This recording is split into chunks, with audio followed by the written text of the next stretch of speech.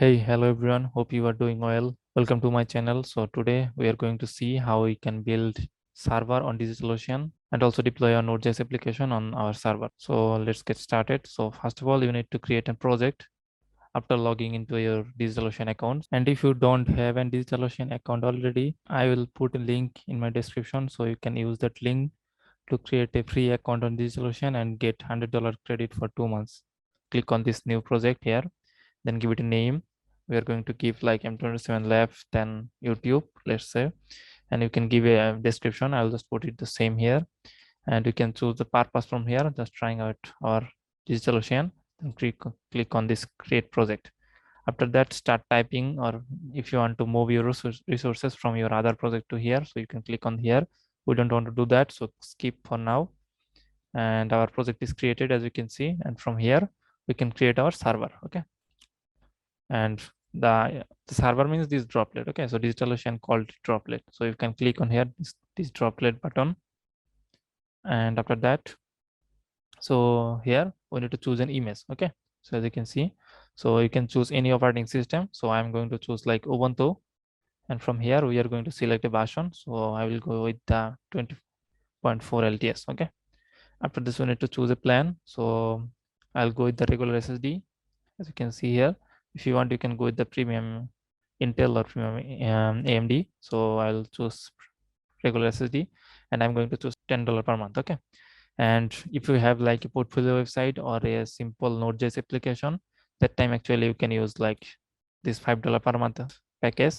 Also, if you have like very less user or user traffic, so that time you can choose this one. If you are like a small startup, that time this is pretty good. Okay, so I'm also using this one um for my startup, and this one I have used for my portfolio and other like small application for showcasing. Okay, so you can do that. Okay, so we'll go with this $10 per month, because if we go with this $5 per month, that time actually it's hard to do like CI/CD. Okay, so continuous integration and continuous deployment is it's a little bit hard to implement on this, so that's why I'm going to with the $10 per month.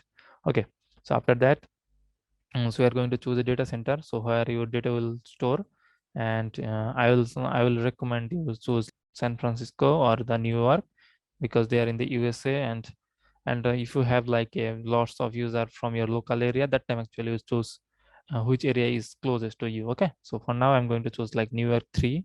Okay, and after that, you can choose like select additional options. So IPv6, enable public IPv6 networking, we don't need it, so it's fine.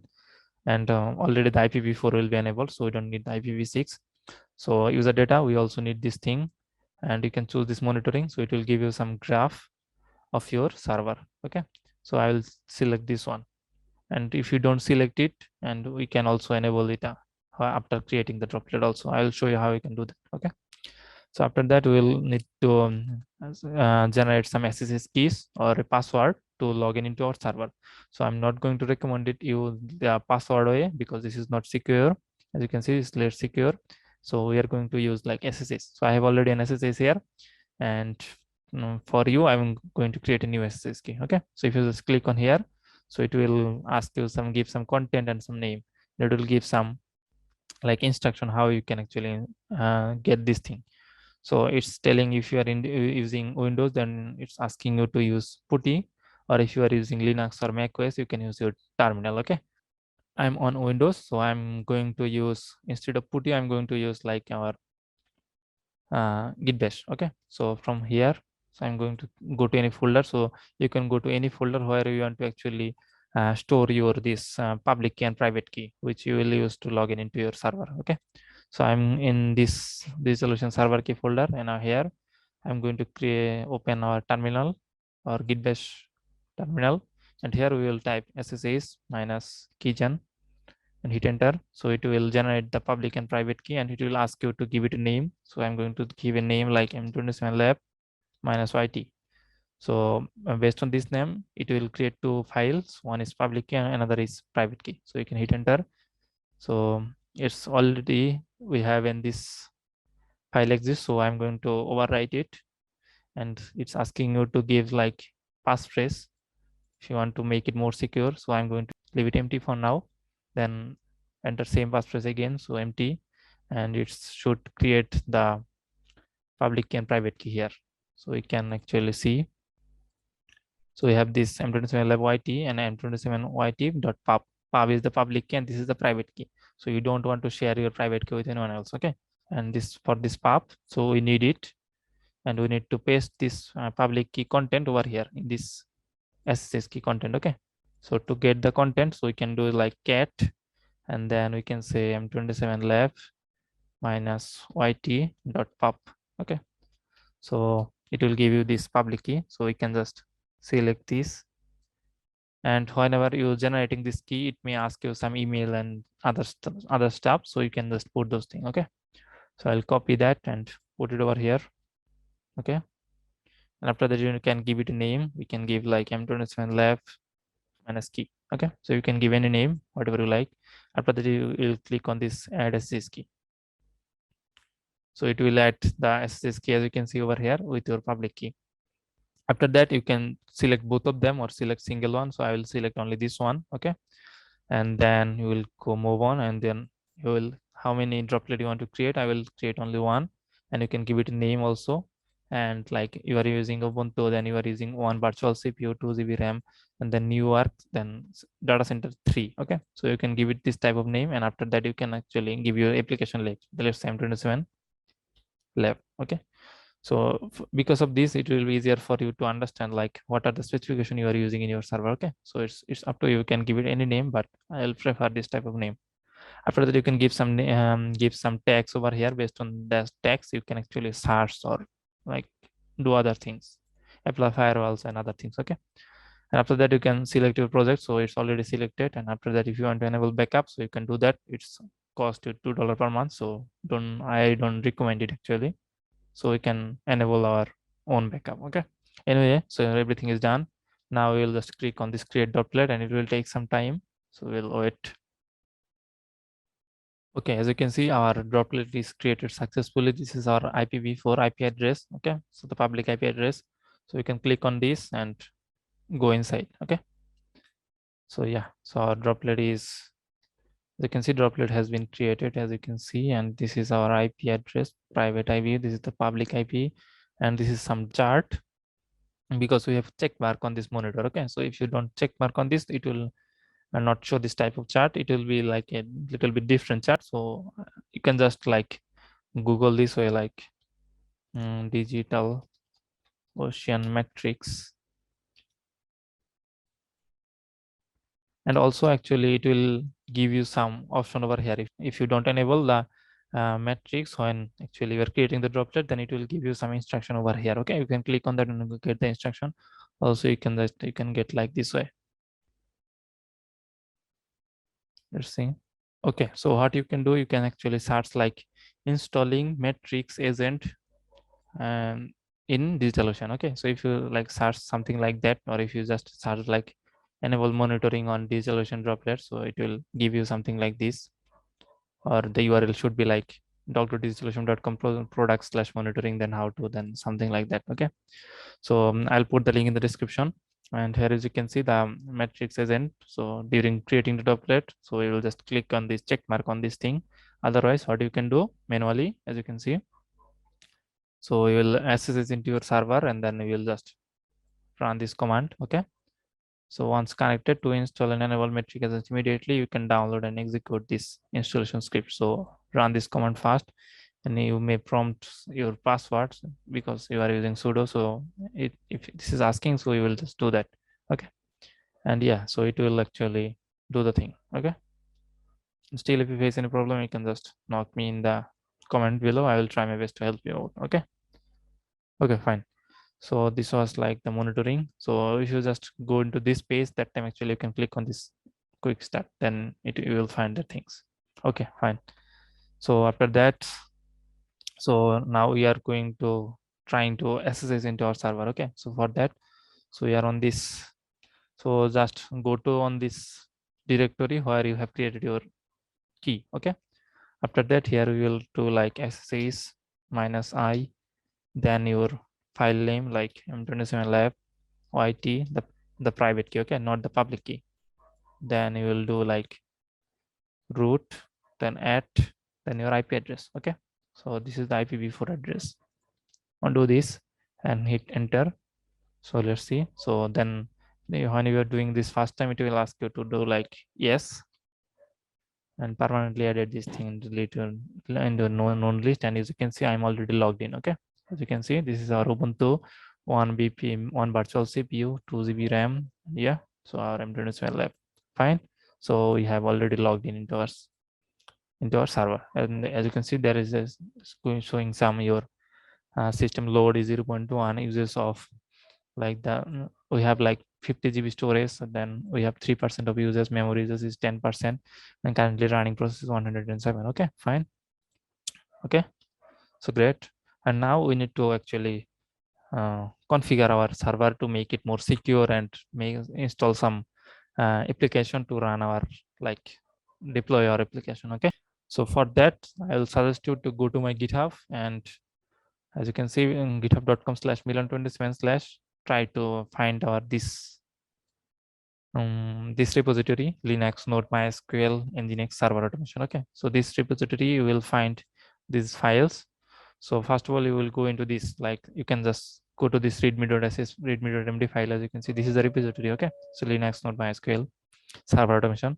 So if you just go to this repository, you will find like how you can set up your server in automated way using some scripts. Okay, I'm going to show you manually, then I will going to show you in the automated way as well in future. Okay, so that you can actually set up your server within a like 10 to 15 minutes. Okay, so first of all, what you need to do, so we are logged in as a root user, and I don't want to actually logged in as a every time as a root user, because root is actually the known username to every person in the world. Okay, so we will create our own user and we will restrict this root login. Okay, so that no one can try to log in using this root. Okay, that's the first thing we are trying to do. So we need to create a user, and also what you can do is, so you can set your time zone. Actually sometimes the application are running on your server, that is will choose the time zone that based on your data center, like the San Francisco. Okay, so that time actually it's better to choose your set your time zone. To set the time zone, what you will do, so you'll do like this, like this time date ctl, then set time zone, this command. Okay, then the time zone name, we'll do that. But before that, so whenever you install, whenever you actually create your droplet, it's better actually enable the auto update of your security patch and other application. Okay, so it's more better. So for that, initially we are going to actually update everything. So for that, so we are going to click on do this command like apt. I'm already as a logged in as root, that's why we don't need like the sudo. Okay, then we will do like apt, then we will do update, so it will update the packages list. Okay, and after that we need to actually, you can say 51 package can be upgraded. Now we actually need to um, update everything. So this command actually lists down the things that can be updated. Okay, and this will do the actual the update thing. Okay, so we'll do like apt dist update. So we'll do apt. Okay, let's clear the terminal. Then we'll do like dist upgrade. Okay, and do actually we're not going to do this thing like every day. Okay, so we're going to create something that will actually automatically update our script, update our packages. Okay, so hit enter. So it will take some time. Actually hit y, it will install like 170 MB. Okay, so hit y, it will take some time to do this installation thing, the updating thing.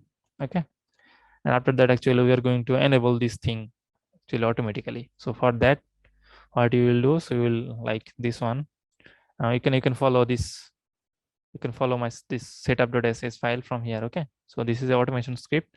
So I'm going to show you how you can use it like without doing it manually in future. For now I'm going to actually explain all the things and do it manually. Okay, so that you can understand. Okay, so what we want to do now, so we want to enable our auto update, so that we don't need to manually every time we want to install something, we don't need to do this thing like apt update and apt dist upgrade. Okay, so we'll do this command. Okay, let's see, let it install. So it may like hang on like 98%. That's don't worry, it will take some time and do the things. So yeah.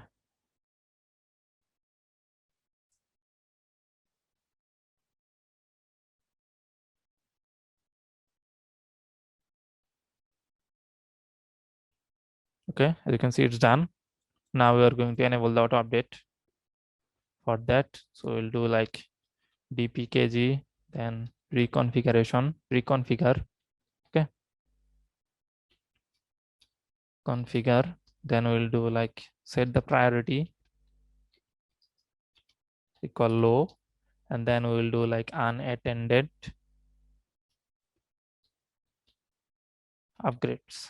Okay, so this will actually give you a prompt, and if you hit yes, then it will enable this auto update on your system. So hit enter. So as you can see, maybe I just misspelled something. Priority.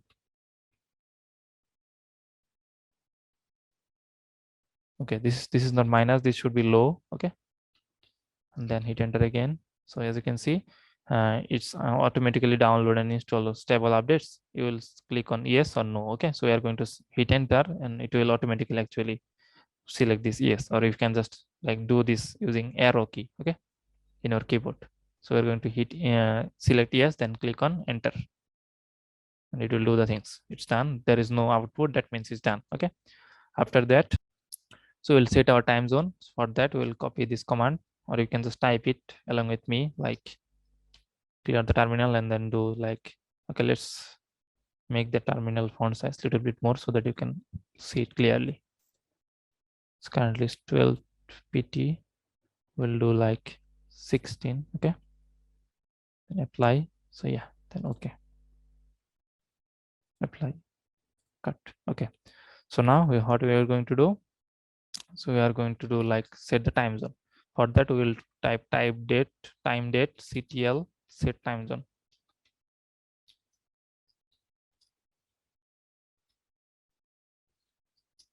Then we will give the time zone name inside a quote. I'm going to copy the time zone name, so you can give your name. So my one is Asia, then Dhaka. So this one, okay. So after that, you can hit enter. So it's there is no output, that means it's done successfully.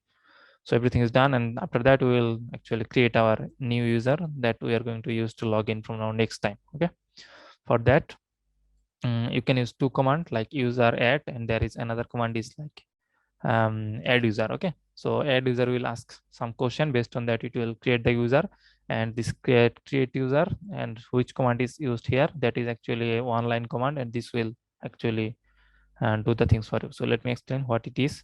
So this is the command user add, and the other one is the add user. Okay, the -m means it will create a home directory for this user. Okay, and the -p, it will ask you to give the password. Here what you do it, so inside this quotation you will put your plain password, and we are using OpenSSL to encrypt that password. Okay, so this is the encrypted version, this whole part, okay, of your password.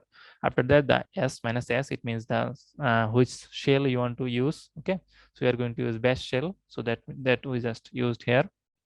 And after that, we want to add this user into a sudo group, that's why we just click on -g to add user and the group name into this group, and finally the username. Okay, so we can use this one, or we can actually do the other one, like that, add user. Okay, then you will can type your name. I will choose my username like million27, hit enter. As you can see, adding the user million27, then adding new group, it will create a group for you, and creating a home directory. So it's already done some things. So it's create this -m task, create this like the home directory, and then create the username, and also create a group with same as this username. After that, we will put your password. So I'll put mine, hit enter, then type again the password. The password will be not shown over here. Okay, so just type the password again. After that, password updated successfully, and ask you to give the name. So you can just skip or just keep some name. So just hit enter to skip them. Okay, and it's asking, is this information correct? I will hit Y. Yes, the information is correct. Now we can see actually the user is there is no error, so we can see like the user is created successfully. And to check the users, what you can do, you can do like ls here.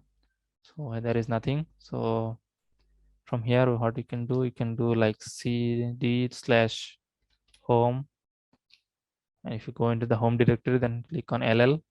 As you can see, it's create a new directory for Milan27. Okay, so this is the home directory for the new user.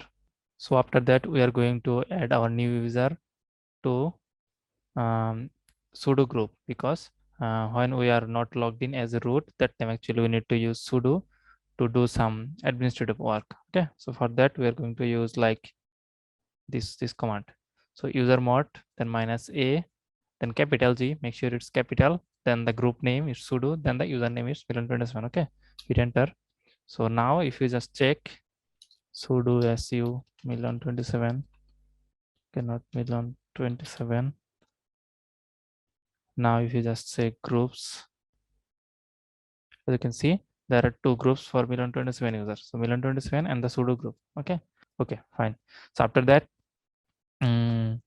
our new user is created. So what we need to do is now, so to enable our new user to log in into our server, so we need to set up the SSH key for him. Okay. For that, we are going to use the same SSH key as this root. So because in future we are going to disable this root to log in into our account, log in into our server. That's why actually there is no need of like keep a SSH key over here. So we're going to copy the SSH key from this root user and to put it into our like the new user. Okay, for that, here as you can see, so we are going into like the new user home directory. Okay, so we'll do like cd/home/Milan27.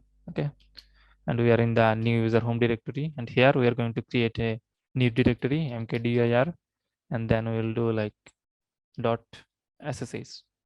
This is the directory name dot ssh. Okay, and after that, if you just do ll, here as you can see, this is here we have this ssh directory, and it is created by root.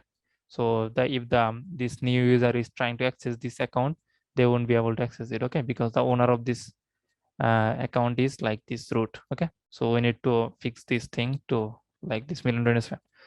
Okay, before we do that, so let's copy the key from the root and put it into our new ssh directory. Okay, for that, so we can just do this thing like cp means copy the things, and then your source from where you want to copy, then your destination where you want to copy the things. Okay, so our source is like slash is the root, then go into root, then we want to go into the ssh directory of that root user, and then slash, then we will do like, let's copy this authorized key things, copy and paste this file. This is a file. Okay, and after that you want to give the name, the new where you want to copy this thing, the new path. Okay, for that we are going to do give like /home/Milan27 then dot ssh. Okay, so in this folder we are going to keep that file. So hit enter. So too many arguments is telling. So okay, it's not cd, it should be cp.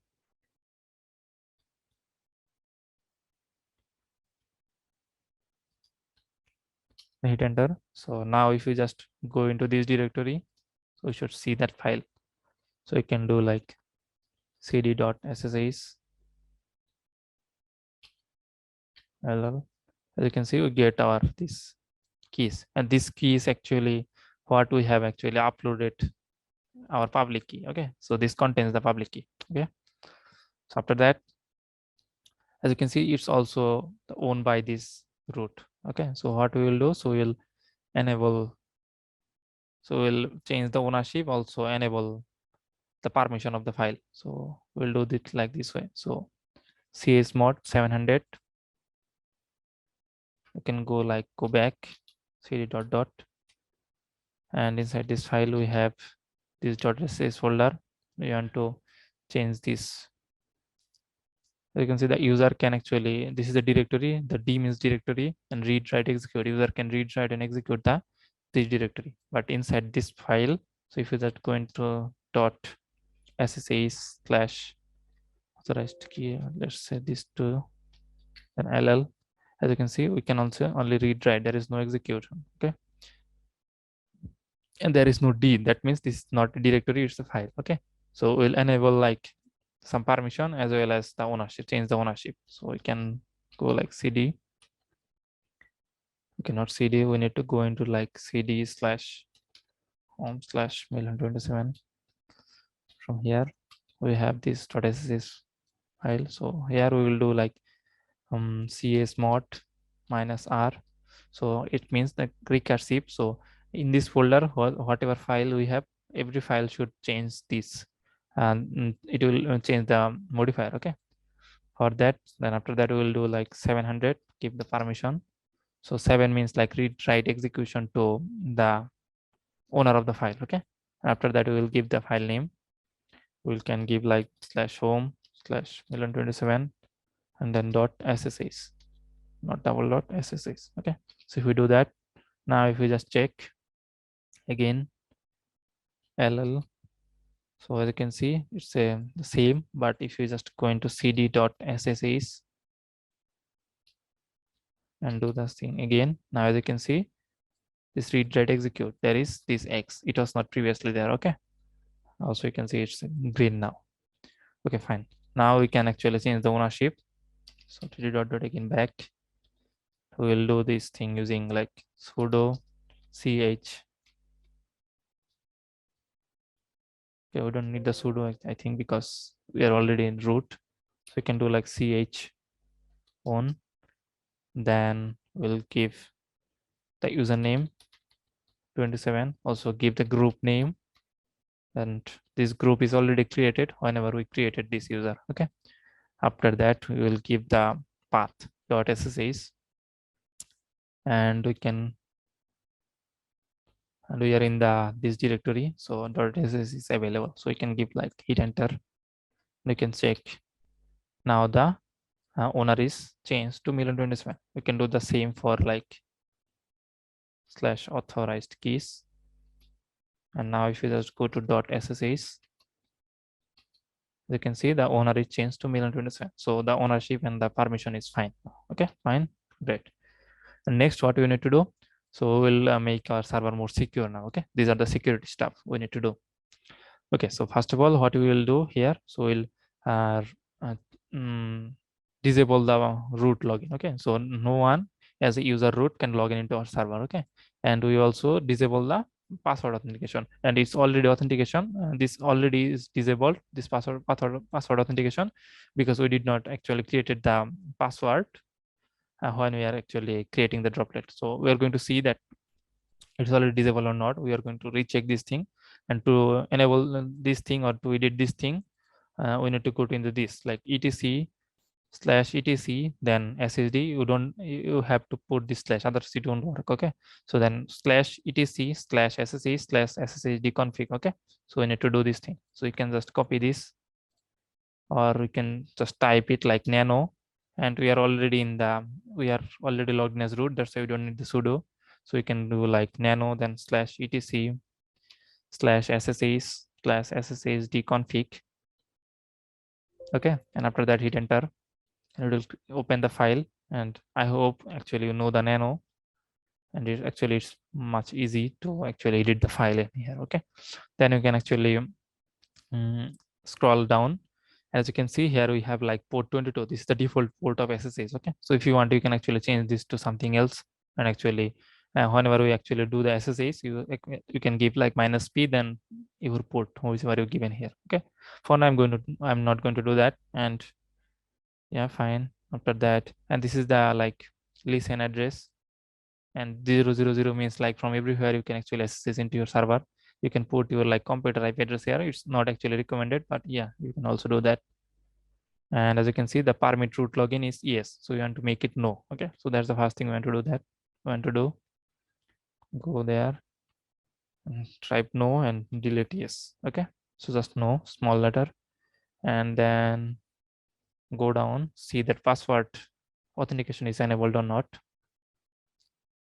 As you can see, the password authentication is already no. Okay, so it's fine now. So now we can actually hit Control X to exit. Okay, so Control X, and it's asking you, do you want to save? Yes, I want to save. Hit Y and then hit enter. Okay, so it will save the file. And after that, we need to actually restart the SSH daemon. So for that, we can do like systemctl, then restart. Then you will type what you want to restart. So you want to restart SSH,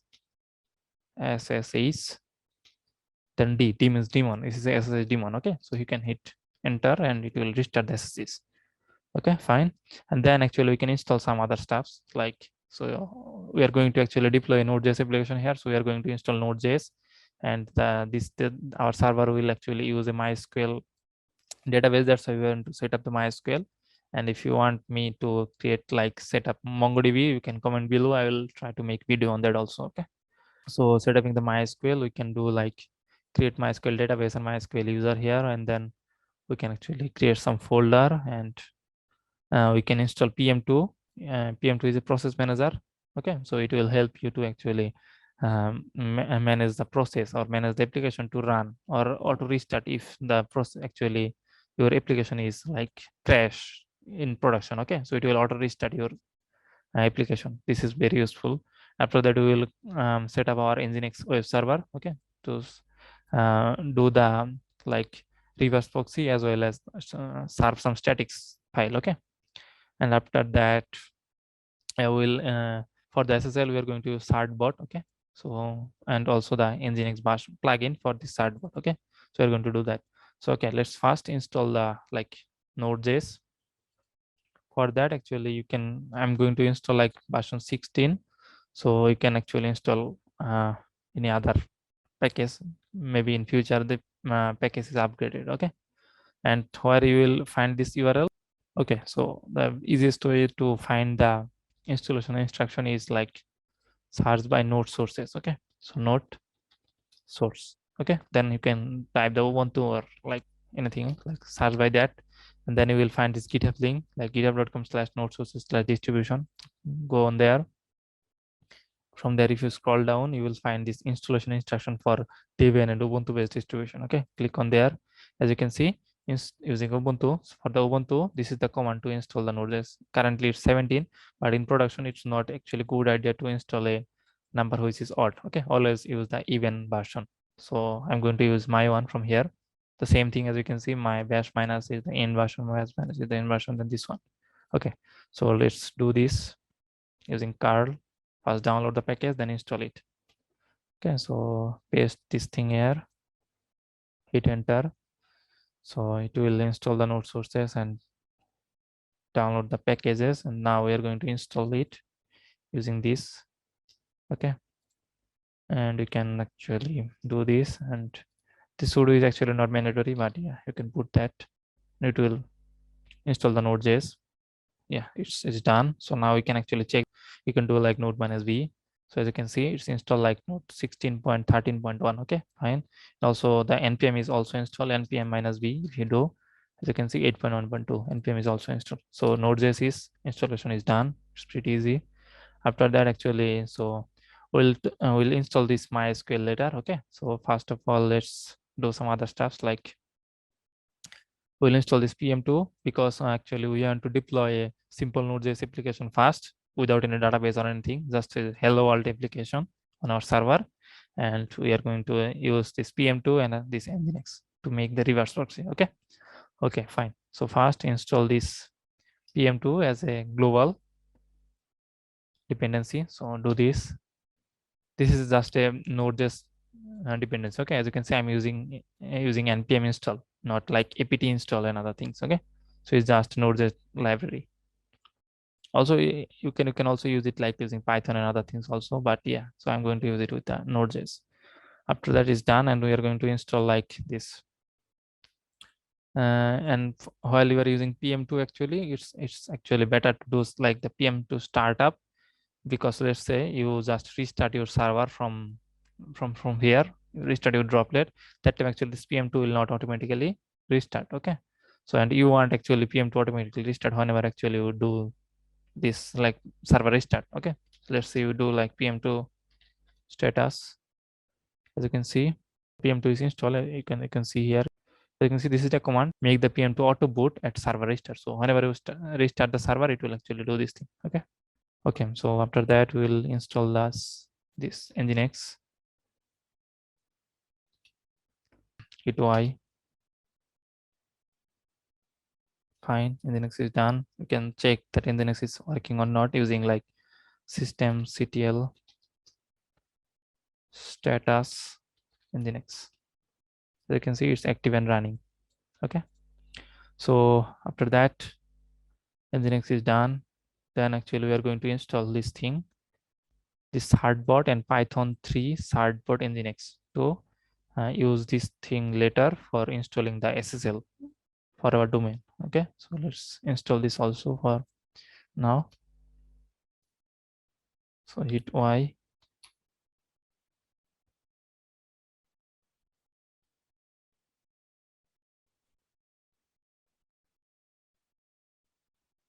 Okay, fine. So all the things are done. Now what we are going to do? So if you just now try something like, let me show you. So this is our IPv4. Okay, so now if you just go into your incognito mode or any browser, and then if you just hit the IP address in the address bar and hit enter, you should get something. As you can see, welcome to Nginx, because Nginx is automatically actually open your like port 80, like the HTTP port, so to view this like static page. Okay, so you can actually edit this page. Let me show you how you can do that. So for that you can just go like, okay, so instead of doing this thing here, we will try to log in with our new user. Okay, so for that I'm going to go into this file where we have this our public key. So then open the git bash, and here we are going to do like the same thing, ssh -i, then m27 lab yt, then our username, our new username is million27, not root, because we have disabled the root login, then add, and then the IP address. Okay, so this is our IP address. You can copy that, paste it over here, remove this HTTP stuff. Okay, and let's try it's logged in or not. So now as you can see, I have logged in my new user, as you can see million27, and it's telling you like how we can actually, so this is a user of sudo group, that's why it's telling like how we can use this like as a kind of root. Okay, so I will show you now using the sudo also. Like as you can see, this our IP address, we have like welcome to Nginx. We want to change this static file. So for that, what you will do, you will first do like sudo, then nano, the text editor we are going to use to edit the file. Then we will type the path of the file we want to change. We're going to like, so if you want to see the path where this file is available, for that instead of nano, first we can do like cat, then etc slash nginx slash sites slash available, then default. If you just cat this file, it will ask you to give the um, password for your new user. Okay, for the new user, so we'll type the password. As you can see, it's successfully, it can now see the nginx file, and we can see, you can see we have used sudo here. Okay, okay, now in this, in the, this is the nginx configuration file, default configuration file. These are the command using hash, and this is past our server block. So if you have multiple domain, then you will have like multiple server block here, and this is listening on port 80. So this is the HTTP connection, it's listening on port 80, and after that, and it's serving the file from this directory slash bar slash www slash html. Okay, and the server name is currently nothing, so you can put your domain name here later. And if there is no file, then it will go to like 404, it will give you like 404. Okay, and rest of the code are like commented. So now actually we can go to this directory, this slash bar slash www slash html. For that we will cd slash bar slash www slash html. Just go there.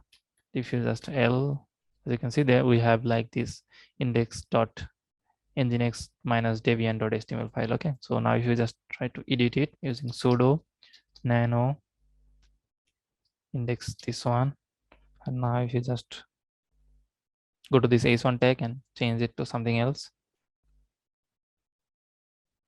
like welcome to M27 lab, and click Y and hit yeah.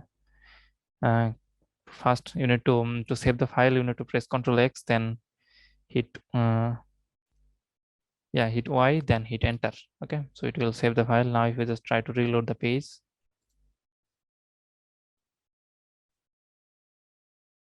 as you can see the file name is changed, the file content is changed. Okay, so this is actually from that folder the server is actually uh, serving this file as a static file. Okay, then the next server. Okay, so this was the basic setup of your Linux server in DigitalOcean. So from our next part, we are going to see how we can actually create a simple Node.js application and run on this server using some reverse proxy. And after that, we are going to deploy a production ready application using some database like MySql or MongoDB, as well as Node.js application. And feel free to like and subscribe to our channel. It will help us to grow. Okay. So thank you so much. See you in the next video.